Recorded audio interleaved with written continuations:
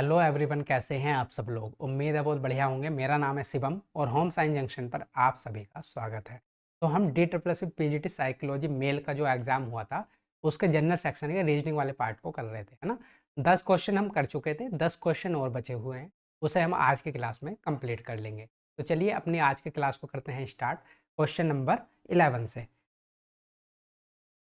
तो भाई question number 11 आपके सामने है, क्वेश्चन को पढ़िए। क्वेश्चन में क्या बोला गया है। छात्रों की एक पंक्ति में यदि हरपाल जो बाएं छोर से 27वें स्थान पर है और संजू जो दाएं छोर से 12वें स्थान पर है अपना स्थान बदल लेते हैं तो हरपाल बाएं छोर से 29वें स्थान पर आ जाता है।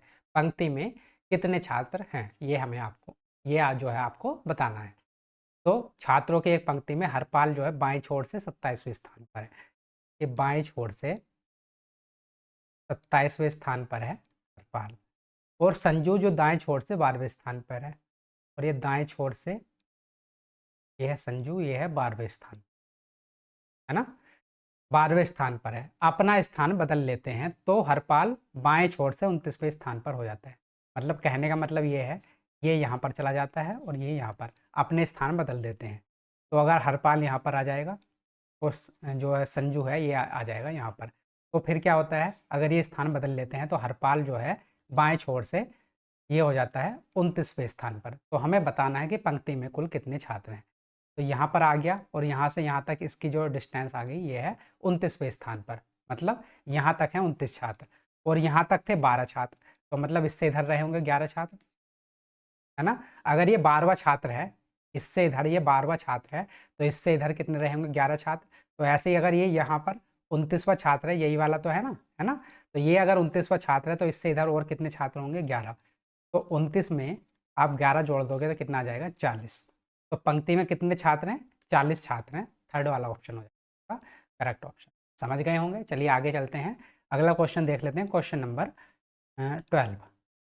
क्वेश्चन नंबर 12 है, in a certain code language adult is coded at DAUTL and tension is coded at NETSNOI. How will ocean will be coded in the same language? तो adult को कोडेड लैंग्वेज में क्या लिखा जाता है, ADULT, इसको लिखा जाता है DAUTL। और जो आपका टेंशन है TENSION, इसको क्या लिखा जाता है NETSNOI। आपको बताना है सेम कोडेड लैंग्वेज में ओशियन को क्या लिखा जाएगा, OCEAN, इसको आपको बताना है। तो भाई अगर आप यहाँ पर पैटर्न पकड़ना देखो कि पैटर्न क्या फॉलो हो रहा है, तो देखिए इसको इधर शिफ्ट कर दिया, इसको इधर, इसको इधर शिफ्ट कर दिया, इसको इधर, और बीच वाला रहा सेम। ऐसे ही इसको यहाँ शिफ्ट किया, इसको यहाँ शिफ्ट किया, बीच वाला सेम है। ऐसे यहाँ पर इसको यहाँ शिफ्ट किया, इसको यहाँ शिफ्ट किया, बीच वाला सेम है और ये वाला भी सेम है। तो ऐसे यहाँ पर करेंगे कि भाई सी को कहाँ पर शिफ्ट कर देंगे, यहाँ पर, और ओ को शिफ्ट कर देंगे यहाँ पर, बीच वाला सेम रहेगा यहाँ पर ई, और एन को यहाँ पर शिफ्ट कर देंगे और ए को कर देंगे यहाँ पर। तो ये कितना आ जाएगा COENA। तो CONCOENA, तो सेकंड वाला ऑप्शन हो जाएगा आपका करेक्ट ऑप्शन। COENA तो सेकंड ऑप्शन हो जाएगा आपका करेक्ट ऑप्शन। चलिए आगे चलते हैं, क्वेश्चन नंबर 13। क्वेश्चन नंबर 13 है भाई, एक प्रश्न दिया गया है, उसके बाद 1 और 2 से नामित 2 कथन दिए गए हैं। प्रश्न को और कथनों को पढ़ें और निर्णय लें कि कथनों में दिए गए डेटा प्रश्न का उत्तर देने के लिए पर्याप्त आवश्यक है या फिर नहीं। प्रश्न क्या है आपके पास, JKLM और N उत्तर की ओर मुख करके एक पंक्ति में खड़े हैं और पंक्ति के बीच में कौन है ये आपको बताना है। ये आपसे क्वेश्चन पूछा गया है। कथन पहला है JL के ठीक दाईं ओर और M के ठीक बाईं ओर है, और सेकंड कथन है आपका केवल N K के बाईं ओर खड़ा है। तो ये आपको कथन दे रखे हैं, ये आपसे क्वेश्चन पूछा गया है। आपको ये बताना है कि इस क्वेश्चन का आंसर देने के लिए कि पंक्ति के बीच में कौन है, आपको पहले कथन की आवश्यकता पड़ेगी, दूसरे की पड़ेगी, या फिर दोनों की, दोनों को अगर हम कंबाइन कर दें तब भी हम अपने क्वेश्चन का आंसर नहीं दे सकते, या फिर दोनों को कंबाइन करके अपने क्वेश्चन का आंसर दे सकते हैं। तो ये आपको बताना है। तो भाई 5 व्यक्ति उत्तर की ओर मुँह करके खड़े हैं। उसके बाद पहले कथन को लेते हैं सबसे पहले। जे जो है एल के ठीक दाईं ओर है। एल के ठीक दाईं ओर कौन है, जे। और m के ठीक बाईं ओर है। तो j जो है l के ठीक दाईं ओर और m के ठीक बाईं ओर, m के ठीक बाईं ओर। इस जो पहला कथन है इससे सिर्फ इतना डायग्राम बना। अब 5 लोग हैं, क्या आप सिर्फ इससे बता पाओगे कि पंक्ति के बीच में कौन है? हो सकता है कि दोनों जो लोग बचे हुए हैं वो इधर हों, इधर भी हो सकते हैं, या फिर एक इधर हो सकता है, एक इधर हो सकता है। तो इससे हम बता नहीं पाएंगे कि पंक्ति के बीच में कौन है। तो पहला कथन तो पर्याप्त होगा नहीं। अब सेकंड वाला देखते हैं। केवल n जो है k के बाईं ओर खड़ा है, n जो है k के बाईं ओर खड़ा है। तो सेकंड जो स्टेटमेंट है ये है। इससे भी आप नहीं बता पाओगे, सिर्फ सेकंड वाले से भी नहीं बता पाओगे कि जो है पंक्ति के बीच में कौन खड़ा है। तो इस टाइप के क्वेश्चन को सोल्व करने के लिए सबसे पहले तो सिर्फ आपको जो पहला कथन दे रखा है उससे डायग्राम बनाओ, उसकी इन्फॉर्मेशन से। उसके बाद इंडिविजुअल सिर्फ जो सेकंड वाले जो इन्फॉर्मेशन दे रखी है उससे डायग्राम बनाओ। अगर उनमें से किसी से आपका आंसर आ जाए तब तो वही सही हो जाएगा, लेकिन अगर उससे भी आंसर ना आए तब क्या करो, उसके बाद उन दोनों को कंबाइन कर दो, आपस में जोड़ दो। तो अब ना तो इससे आंसर आया हमारा, ना इससे आंसर आया। अब क्या करेंगे, दोनों को आपस में जोड़ देते हैं, दोनों जो इन्फॉर्मेशन दी गई है उनको आपस में कंबाइन कर देते हैं। तो ये तो पहले से जो पहला कथन था उससे हमारा ये डायग्राम बना। दूसरा, केवल n जो है k के बाईं ओर खड़ा है। तो n k के बाईं ओर खड़ा है केवल, तो ये n और k की पोजीशन यहीं फिक्स हो सकती है, इधर तो कहीं होगी नहीं, क्योंकि केवल n है जो k के बाईं ओर है। तो अब हमारा डायग्राम बन के हो गया कंप्लीट, पांचों की पांचों पोजीशन होगी फिक्स। अब हम जो है अपने क्वेश्चन का आंसर दे सकते हैं कि पंक्ति के बीच में कौन है। तो पंक्ति के बीच में कौन हो जाएगा, l।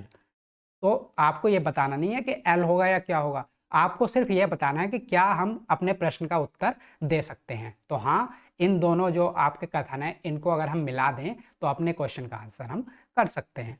तो अब अपने ऑप्शन देख लेते हैं। कथन 1 में दिए गए डेटा अकेले प्रश्न का उत्तर देने के लिए पर्याप्त नहीं। कथन 1 और 2 दोनों में दिया गया डेटा एक साथ प्रश्न का उत्तर देने के लिए पर्याप्त नहीं है, ये भी गलत है क्योंकि पर्याप्त है। कथन सेकंड में दिया गया डेटा अकेले, ये भी नहीं है, ये वाला हो जाएगा सही। कथन 1 और 2 दोनों में दी गई जानकारी प्रश्न का उत्तर देने के लिए आवश्यक है, दोनों में दी गई जानकारी आवश्यक है, इसलिए फोर्थ ऑप्शन हो जाएगा करेक्ट ऑप्शन। उम्मीद है क्वेश्चन समझ पा रहे होंगे आप। चलिए आगे चलते हैं क्वेश्चन नंबर 14। क्वेश्चन नंबर 14 है भाई, किसी निश्चित कोड भाषा में a प्लस बी का अर्थ है a बी का पिता है, a माइनस बी का अर्थ है a बी की बहन है, a गुणा बी का अर्थ है a बी के भाई का पुत्र है, और a भाग b का अर्थ है a बी का पुत्र है। तो ये आपको एक इक्वेशन दे रखी है, ये आपको इक्वेशन दे रखी है, आपको बताना है g का k से क्या संबंध होगा। तो इसके लिए आपको इस इंफॉर्मेशन से डायग्राम बनाना पड़ेगा। तो चलिए स्टार्ट करते हैं भाई। g माइनस एच, तो g माइनस एच का अर्थ है g h की बहन है, g किसकी बहन है, h की बहन है। उसके बाद h प्लस आई, तो h प्लस आई का अर्थ है h i का पिता है, h किसका पिता है, ये है i का पिता। उसके बाद i गुणा j, तो i गुणा j का अर्थ है i जो है j के भाई का पुत्र है, i j के भाई का पुत्र है, तो ये j हो जाएगा इसका भाई, है ना। उसके बाद j भाग k, तो j भाग k का अर्थ है j k का पुत्र है, j किसका पुत्र है, ये पुत्र है k का। अब जो है हमारा डायग्राम बन के हो गया है कंप्लीट।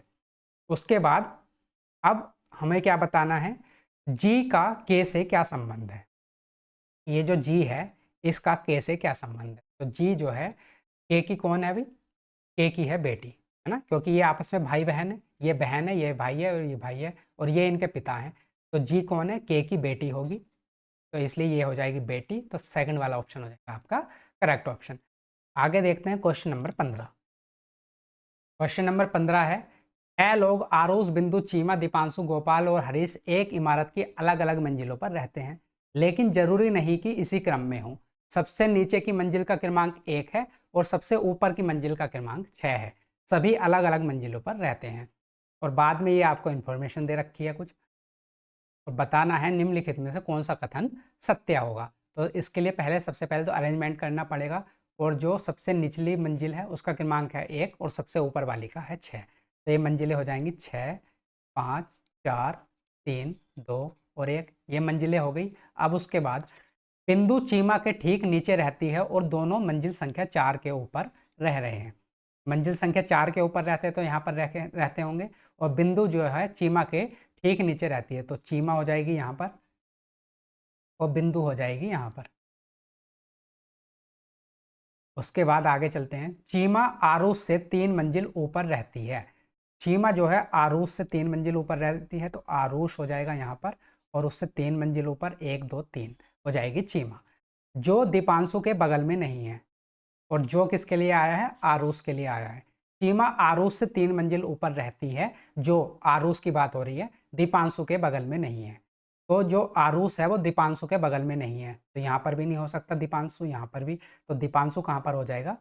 दीपांशु हो जाएगा भाई, यह है दीपांशु।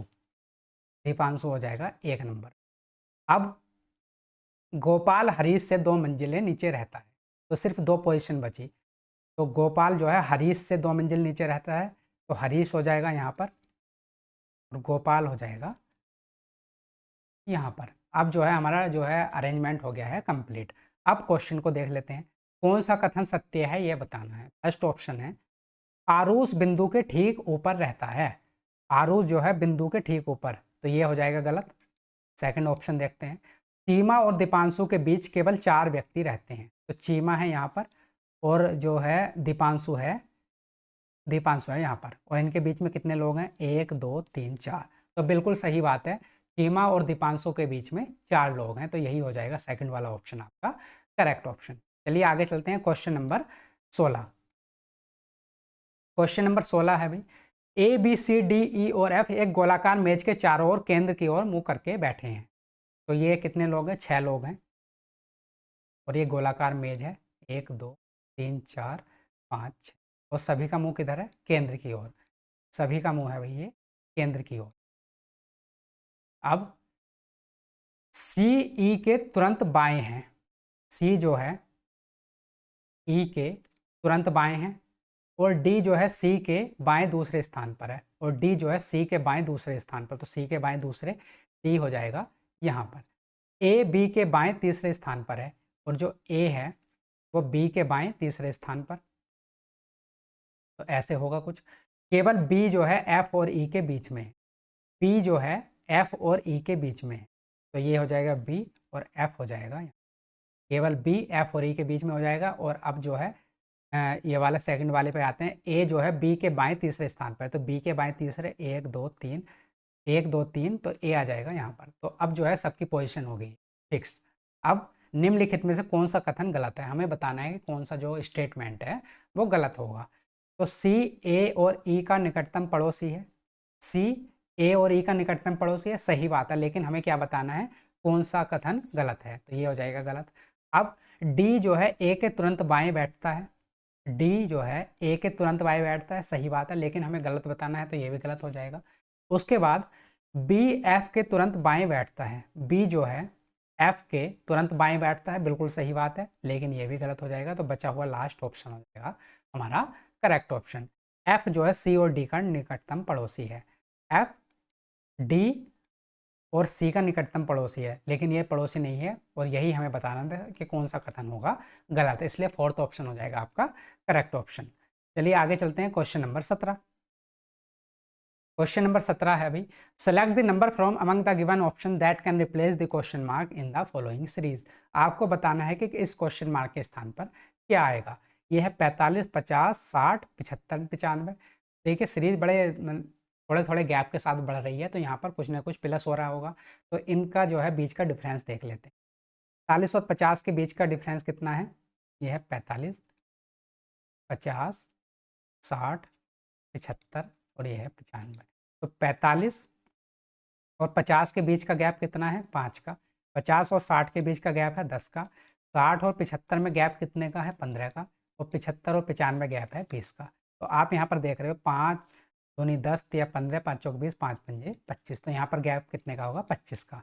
तो 95 और 25 कितना हो जाएगा? ये हो जाएगा 120। तो अगली आने वाली संख्या कौन होगी? वो हो जाएगी 120। तो आपका फोर्थ वाला ऑप्शन हो जाएगा करेक्ट ऑप्शन। चलिए आगे चलते हैं, क्वेश्चन नंबर 17। क्वेश्चन नंबर 17 है भाई, शहर जे के पश्चिम में 14 किलोमीटर दूर है। तो ये बहुत बड़ा सा क्वेश्चन है, डायरेक्शन एंड डिस्टेंस का क्वेश्चन है। हमें बताना है कि यदि सीमा शहर के पश्चिम में 3 किलोमीटर दूर है, तो शहर एम तक पहुंचने के लिए उसे कितनी दूरी सबसे कम तय करनी होगी। तो कागज पे जो हम डायरेक्शन बनाते हैं वो कुछ इस तरह से बनाते हैं। ये होती है नॉर्थ, ये होती है साउथ, ये होती है वेस्ट, ये होती है उत्तर, दक्षिण, पश्चिम और पूरब। तो सबसे पहले अपना हम डायग्राम बनाते हैं। सबसे पहली लाइन क्या है, शहर जे के पश्चिम में 14 किलोमीटर दूर है। तो के यहाँ पर है और जे है यहाँ पर, और ये इससे कितनी दूर है, ये है 14 किलोमीटर। शहर जे के पश्चिम में 14 किलोमीटर कौन है, के। उसके बाद शहर एल शहर एन के दक्षिण में 12 किलोमीटर दूर है। एन के दक्षिण में कौन है, और ये दूरी कितनी है, 12 किलोमीटर। उसके बाद शहर एम शहर एल के उत्तर में, सॉरी ये वाला सेकंड वाला रह गया अभी, है ना। शहर जे जो है शहर एल के पूर्व में 5 किलोमीटर दूर है। शहर जे जो है एल के पूर्व में, ये एल है और ये 5 किलोमीटर है। उसके बाद शहर एम शहर एल के उत्तर में 5 किलोमीटर दूर है। तो एम जो है एल के उत्तर में, ये है एम, 5 किलोमीटर है, और एल के उत्तर में एन है 12 किलोमीटर। तो 5 ये है, तो ये बचा हुआ कितना हो जाएगा, 7 किलोमीटर और, तो ये हो जाएगा एन यहाँ पर, है ना। अब आगे चलते हैं। शहर जी शहर एम के पश्चिम में 13 किलोमीटर की दूरी पर है। शहर जी जो है एम के पश्चिम में, तो एम यहाँ पर है, इसके पश्चिम में इधर ये हो जाएगा जी, और ये कितनी दूर है, 13 किलोमीटर। उसके बाद बिंदु एच बिंदु जी के दक्षिण में 14 किलोमीटर की दूरी पर है। बिंदु एच जो है बिंदु जी के दक्षिण में 14 किलोमीटर, एच हो जाएगा यहाँ पर, और ये दूरी हो जाएगी 14 किलोमीटर। उसके बाद यदि सीमा शहर के पश्चिम में 3 किलोमीटर दूर है, यदि जो सीमा है शहर के कहाँ था, यहाँ पर, इसके जो है 3 किलोमीटर पश्चिम, तो 3 किलोमीटर पश्चिम कहाँ पर हो जाएगा, यहाँ पर कौन हो जाएगी, सीमा। सीमा जो है शहर के 3 किलोमीटर पश्चिम की दूरी पर है। तो शहर एम तक पहुंचने के लिए उसे कितनी दूरी तय करनी होगी। एम कहाँ पर है, एम है यहाँ पर, और हमें बताना है कि अगर सीमा को ये दूरी तय करनी है तो शॉर्टेस्ट दूरी तो यही वाली होगी। तो ये जो है ये कितनी दूरी होगी, ये हमें बताना है।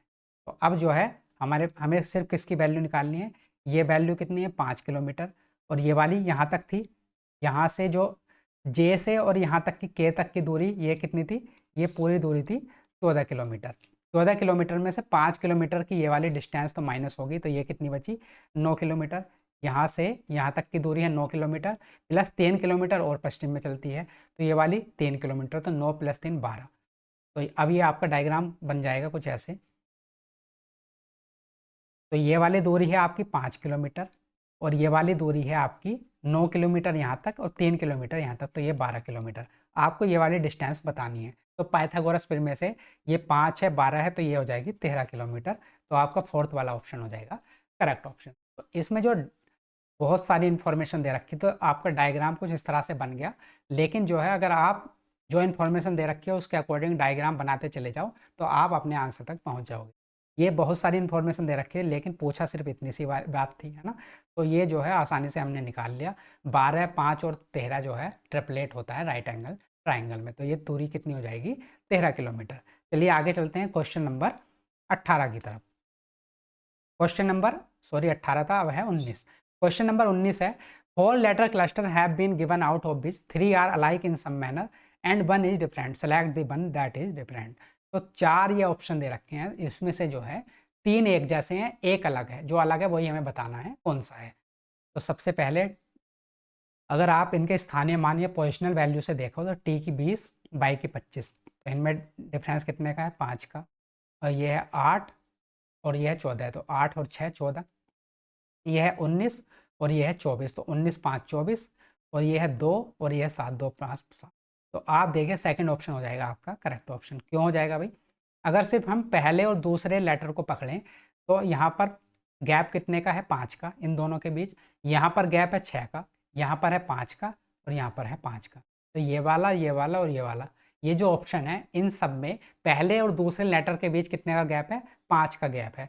लेकिन जो आपका ये सेकंड वाला ऑप्शन है, इसमें जो है पहले और दूसरे लेटर के बीच में गैप कितने का है, 6 का है। मतलब पहला, तीसरा और चौथा ऑप्शन एक जैसे हैं, सिमिलर हैं, लेकिन जो सेकंड वाला ऑप्शन है ये इन तीनों से अलग है, इसलिए यही हो जाएगा हमारा करेक्ट ऑप्शन। चलिए आगे चलते हैं क्वेश्चन नंबर 20, और ये होने वाला है आज की क्लास का लास्ट क्वेश्चन।